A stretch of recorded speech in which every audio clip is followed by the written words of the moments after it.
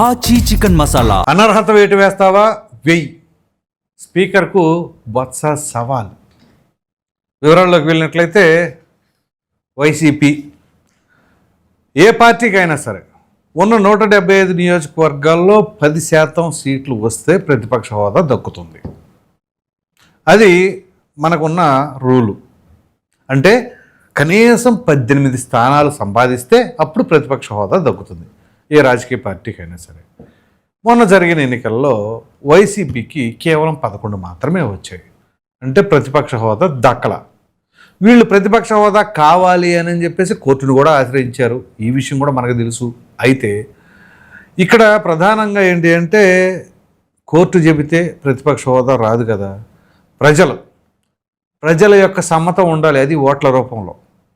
అంతేగాని ప్రజాస్వామ్యంలో ప్రజలు గెలిపించకపోతే మాకు ప్రతిపక్ష హోదా కావాలి అని లేని చోట కావాలి అని చెప్పేసి, అంటే అవ్వని కూడా అవ్వాలి అని చెప్పేసి జగన్మోహన్ రెడ్డి గారి ప్రయత్నం. అది ఎందుకు అంటే తెలియదేం కాదు. ఎట్లాగో కోర్టు జోక్యం చేసుకోదు, ప్రతిపక్ష హోదా ఇవ్వడం కుదరదు, కాబట్టి నేను అసెంబ్లీకి వెళ్ళను. ఇది వాళ్ళ గేమ్ ప్లాన్. అసెంబ్లీకి నేను డైరెక్ట్గా రాను అని చెప్పకుండా ఇండైరెక్ట్గా ఇది ఒక వంకలాగా ఉపయోగించుకుంటూ ఉన్నారు. ఈ విషయం మనకు తెలియదేం కాదు, ఇప్పటి నుంచో జరుగుతూ ఉంది. ఇప్పుడు తాజాగా ఏంటి అంటే రేపు 17వ తేదీ నుంచి అసెంబ్లీ సమావేశాలు, వర్షాకాల సమావేశాలు జరగబోతూ ఉన్నాయి. ఓ ప్రక్కన చూస్తే ఊపిరాడనీయకుండా ఏదైతే లేని కుంభకోణం, లేని అవినీతి, లేని అక్రమాలు జరిగినాయి అని చెప్పేసి అంటున్నారో ఏది డిఎస్సి పైన, దీనికి సంబంధించి అసెంబ్లీలో రావచ్చు కదా చర్చకి. అక్కడ ఎదురు బొదురు డి అంటే డీగా ఉంటుంది, మామూలుగా ఉండదు వ్యవహారం. అక్కడికైతే రారు.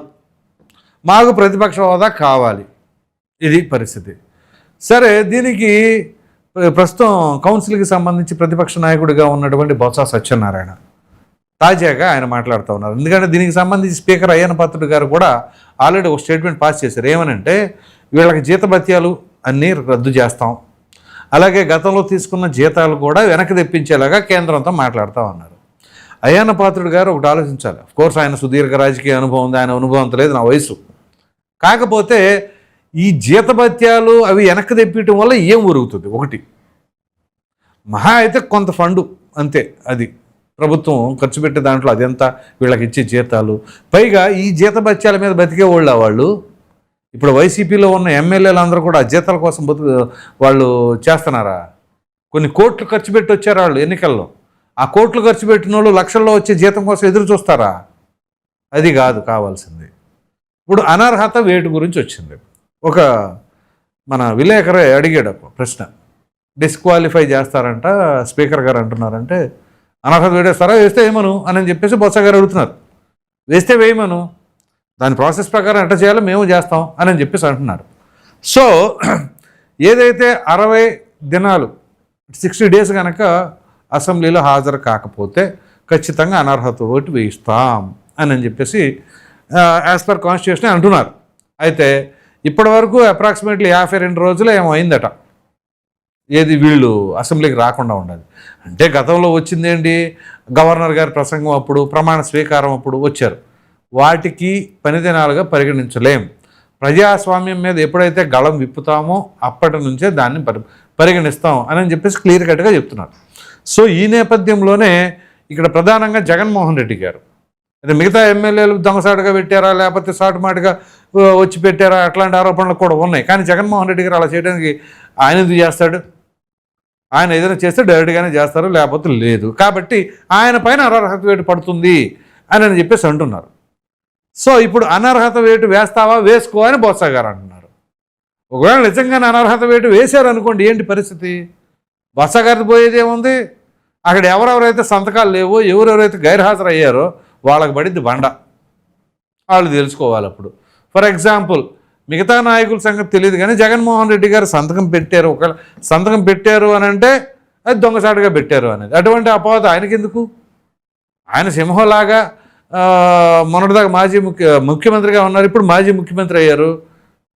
సో ఏదైనా ఉంటే డైరెక్ట్గానే చేస్తారు అనే ఉద్దేశం వాళ్ళ కార్యకర్తలు, నాయకులు అభిప్రాయపడుతూ ఉంటారు. కాబట్టి జగన్మోహన్ రెడ్డి గారు సాటుమాటుగా సంతకాలు పెట్టేది లేదు. ఒకవేళ పెట్టుంటే అది పెద్ద సెన్సేషన్ కూడా అయ్యి ఉండేది.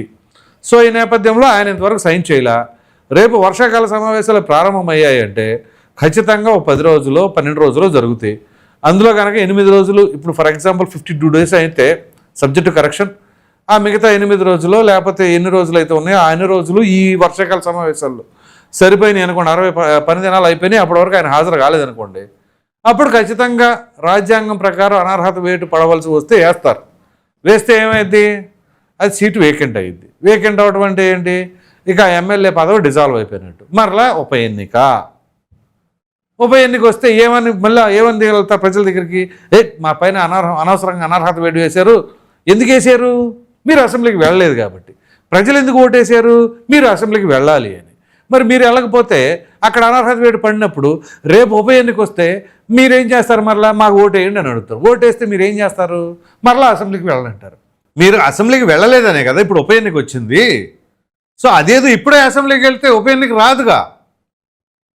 మరలా ఉప ఎన్నిక వచ్చిన తర్వాత మరలా జనాల దగ్గరికి వెళ్ళి ఇదిగో ఇట్లా మమ్మల్ని అట్లా అన్యాయం చేశారని చెప్పినా మీరు కన్విన్స్ చేయలేరు వాళ్ళని.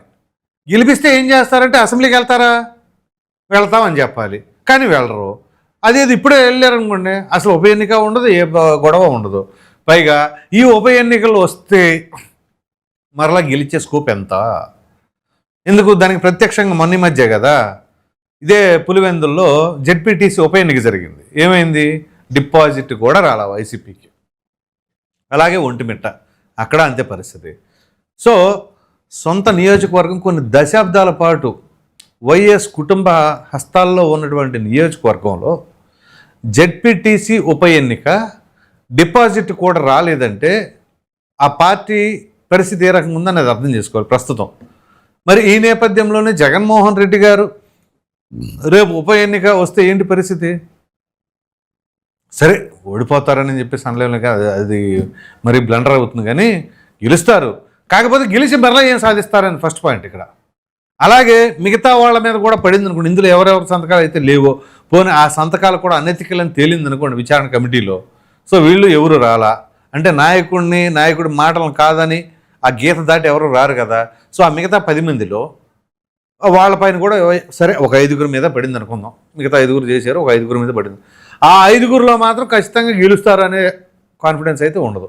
జగన్మోహన్ రెడ్డి గారు ఓకే, మరి మిగతా నియోజకవర్గాల్లో ఏంటి పరిస్థితి, ఆ గెలిచిన ఎమ్మెల్యేలు కూడా ఏదో బంపర్ మెజార్టీతో గెలిచిందేం కాదు, మూలుగుతా ఒక 5-6 వేలు మెజార్టీలు తప్ప ఏం లేవు. ఇంకొన్ని చోట్ల అయితే సాయంత్రం 3,000. ఇప్పుడు ఉదాహరణకి ఎర్రగొండపాలెం ఫస్ట్ టైం ఎమ్మెల్యే ఆయన 3,000. అలాగే దర్శి బూచేపల్లి శివప్రసాద్ రెడ్డి ఆయన అంతే 3,000 చిల్లరలో ఉంది. ఇంకా అటు ఇటు ఒకవేళ చూసుకుంటే పాడేరు అనుకుంటా కొంచెం ఉన్న వాటిలో మెజార్టీ జగన్మోహన్ రెడ్డి గారి తర్వాత బాగానే వచ్చింది. ఈ మిగతా అన్నీ కూడా అతుకుబతుకే వ్యవహారాలే. అంతేందుకు పెద్దిరెడ్డి రామచంద్రారెడ్డి గారిది ఎంత 6,000 చిల్లర ఉంది మెజార్టీ, 6,000 5,000 నుంచి 6,000 లోపు ఉంది మెజార్టీ. సో అంతే తప్ప పెద్దగా తంబింగ్ మెజార్టీ ఏం లేదు. మరి ఇటువంటి నేపథ్యంలో ఒకవేళ ఉప ఎన్నిక వస్తే ఉన్నది కాస్త ఊడుద్ది. అది ఎలా ఉంటుంది అంటే కొండనాలకి ముందేస్తే ఉండనాలకి పోయింది అన్నట్టు ఉంటుంది వ్యాపారం. కాబట్టి ఇక్కడ ఇప్పుడు బొత్స సత్యనారాయణ గారు ఏ ధీమాతో అంటున్నారు, అనర్హత వేటు వేస్తారా, చూద్దాం అంటున్నారు. అంటే అనర్హత వేటు వెయ్యలేరు అనే, లేదా ఎలా వేస్తారో చూద్దామనే, ఒకవేళ వేస్తే దాన్ని మేము లీగల్గా ఎదుర్కొంటామనే, ఏ పర్సెప్షన్లో చూడాలి. ఇప్పుడు కౌన్సిల్ సమావేశాలు కూడా నిర్వహించబోతున్నారు, దానికి కూడా వస్తారు. అక్కడ లేవనెత్తుతారు, అక్కడ మాట్లాడతారు. మరి అసెంబ్లీలో మాట్లాడరే, అదేమిటి అంటే మాకు ప్రతిపక్ష హోదా కావాలి. ఇది తప్ప వేరే రాగం ఉండదు, వేరే తాళం ఉండదు. అదే రాగం అదే తాళం ఎన్ని అసెంబ్లీ సమావేశాలు జరిగినాయి. సో అటువంటిప్పుడు స్వచ్ఛందంగా రాజీనామా చేయండి, మేము మాకు రావడానికి ఇష్టం లేదు, మీరు అలాగే ప్రతిపక్ష హోదా ఇవ్వనంటున్నారు కాబట్టి అని చెప్పేసి రాజీనామాలు చేసేయండి. ఉప ఎన్నిక వచ్చేస్తుంది, ప్రజలు తేల్చేస్తారు ఏం జరుగుతుందో. మీరు అనేవాళ్ళు కదా వైనాడు 175 అట్లా విద్యాం అన్న. మీరు గమనించినట్లయితే 2022లో చెప్పాను నేను ఈ విషయం ఒక ఎగ్జాంపుల్తో సహా. అదేంటి అంటే 2019 ఎన్నికలకు ముందు తెలుగుదేశం పార్టీ అప్పుడు అందే 150 గెలుస్తామని, కానీ 150 పోగొట్టుకుంది. అలాగే జగన్మోహన్ రెడ్డి గారు వైనాడు 175 అంటున్నారు, అదేమైద్దో అన్న, చివరికి అది 11కి పడిపోయింది. అలా ఉంటుంది అన్నమాట పరిస్థితి. కాబట్టి మితిమీరిన ఆత్మవిశ్వాసం అనేది పనికిరాదు ఎప్పుడు కూడా. సో ఇప్పుడు వైసీపీ ఏంటి అంటే ఎలా వేస్తారో ఏంటి చూద్దాం అంటున్నారు. అసలు ముందేంటి అంటే అక్కడ స్పీకర్గా అయ్యన్న పాత్రుడు లేదా డిప్యూటీ స్పీకర్గా ఉన్నటువంటి రఘురామకృష్ణరాజు గారు ముందు వాళ్ళకు నమస్కారం పెట్టాలి. ఆ నమస్కారం పెట్టాలంటే అసలు నా ఎమ్మెల్యే పదవి పోయినా పర్వాలేదు, నేను మాత్రం నమస్కారం పెట్టను అనే పరిస్థితులు వీళ్ళు ఉన్నారు అని చెప్పేసి అనుకుంటున్నారు, ప్రధానంగా జగన్మోహన్ రెడ్డి గారు. ఎందుకంటే ఎస్పెషల్లీ అప్పుడు అయ్యన్న పాత్రుడు గారిని త్రిబుల్ ఆర్ గారినే కదా టార్గెట్ చేశారని చెప్పేసి ఆ ఘటనలు ఉన్నాయి. ఈ నేపథ్యంలో వాళ్ళకే నమస్కారం పెట్టారు. చూసారా విధి ఎంత విచిత్రమైనదో, అటువంటి పరిస్థితులు నెలకొంటున్నాయి. మరి చూద్దాం ఇప్పుడు స్పీకర్ అయ్యన్న పాత్రుడు చేసిన వ్యాఖ్యలకి, దానికి మరి బొత్స గారు వేసిన సవాల్కి ఏ మేరకు జరుగుద్ది. మరి రేపు 17 నుంచి అసెంబ్లీ సమావేశాలకైతే నాకు తెలిసి రారు. మరి కౌన్సిల్లో కూడా ఎంత జరుగుతుందో మరి దీనిపైన మీ అభిప్రాయం ఏంటి అనేది కామెంట్ సెక్షన్లో తెలియజేయండి. Thank you.